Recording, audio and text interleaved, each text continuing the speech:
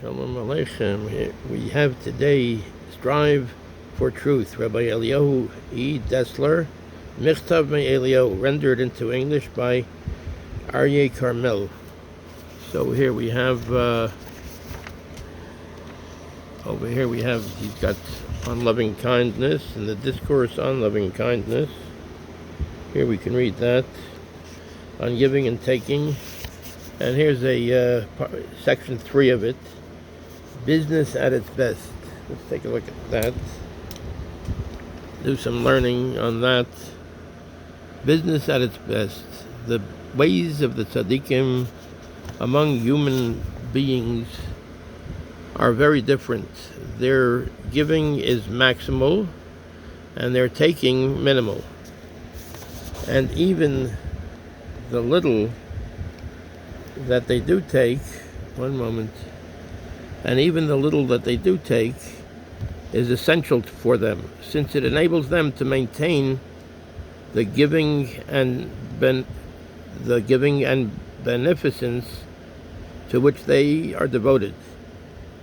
It follows that their taking too derives from a holy source, from the desire to give.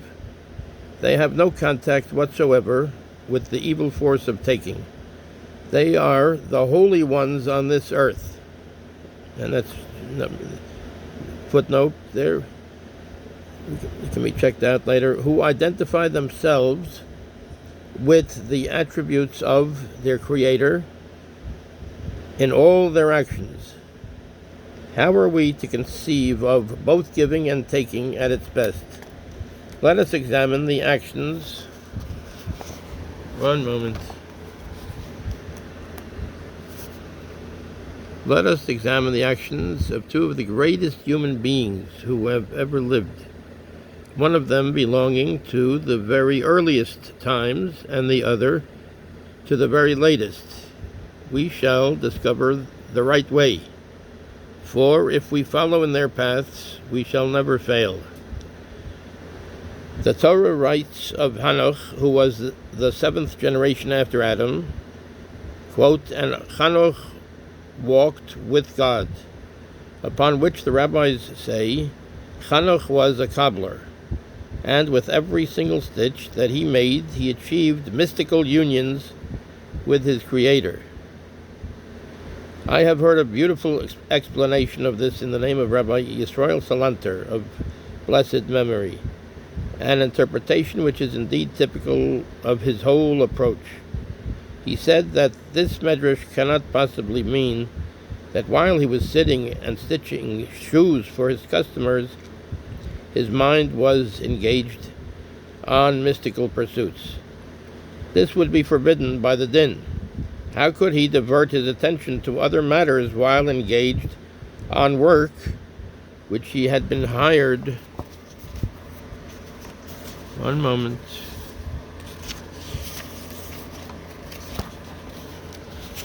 Which he had been hired to do by others. In other words, we have to keep our mind on the work that we're doing. We can't think about other things. Otherwise, we're shortchanging our customers or employers. No, said Rabbi Yisrael.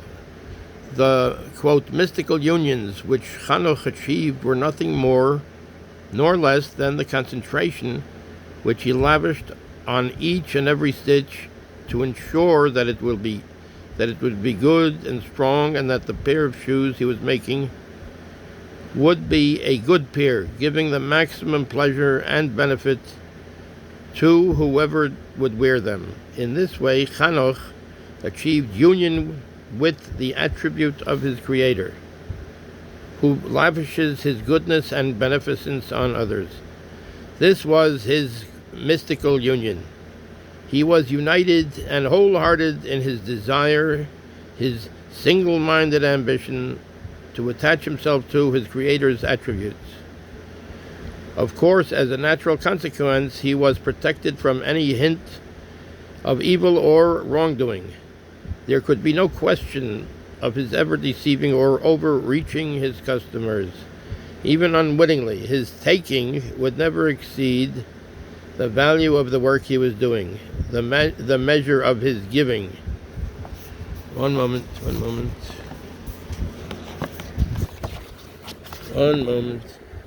The second story concerns Rabbi Yisrael Meir HaKohen of blessed memory, universally known as the Chafetz Chaim, the holy tzaddik whom we had the merit still to see in our own generation. Here is the Chafetz Chaim. This is a picture of the Chafetz Chaim and one of his Seferim, one of his many Seferim that he wrote.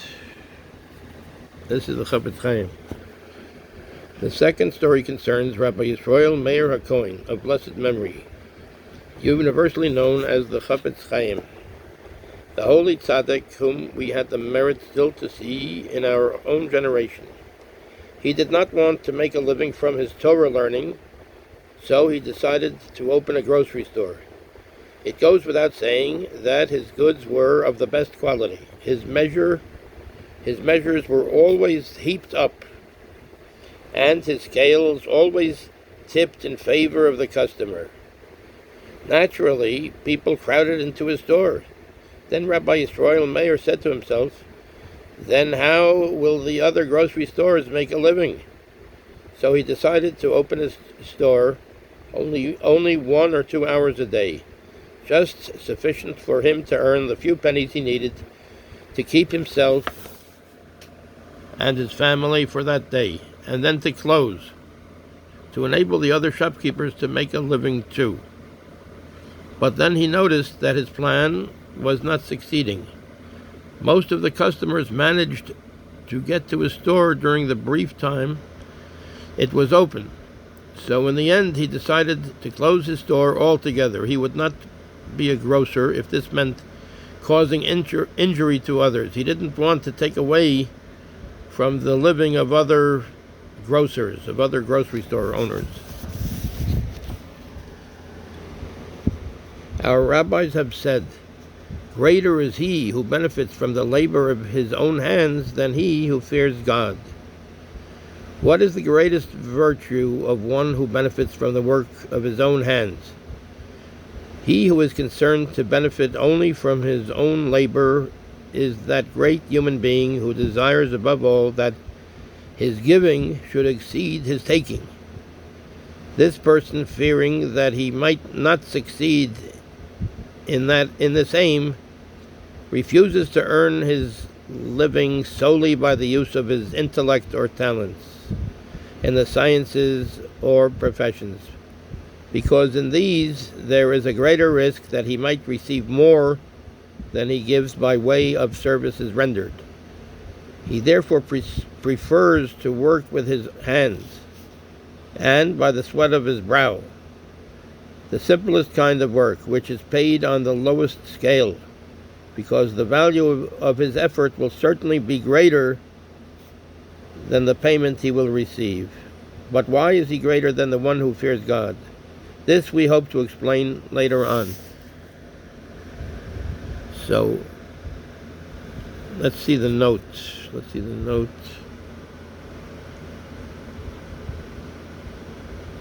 Greater is he who benefits from the labor of his own hands than he who fears God. Let's see. There should be notes over here. Maybe they're in the back of the book. 1 second.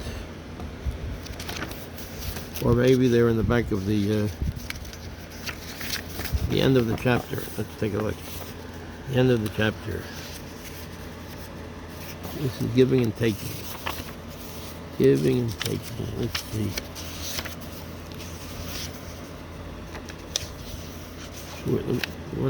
We want to see 10. Footnote 10. Oh, so that's in Barachot 8a. Barachot 8a. So that's the 1 second. So what is the quote? Greater is he who benefits from the labor of his own hands than he who fears God. So that can be found in Barachot, the Talmud Barachot 8A, the eighth page, and the eighth daf, and the first page. This is Rabbi E.Dressler, Zecher Tzadik Levrcha. Strive for Truth, Rabbi E.Dressler. And this is Strive for Truth.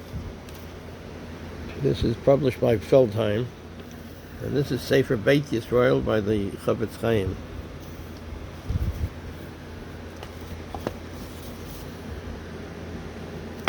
Okay. Thank you very much. Kol Tov. Seid Matzliach.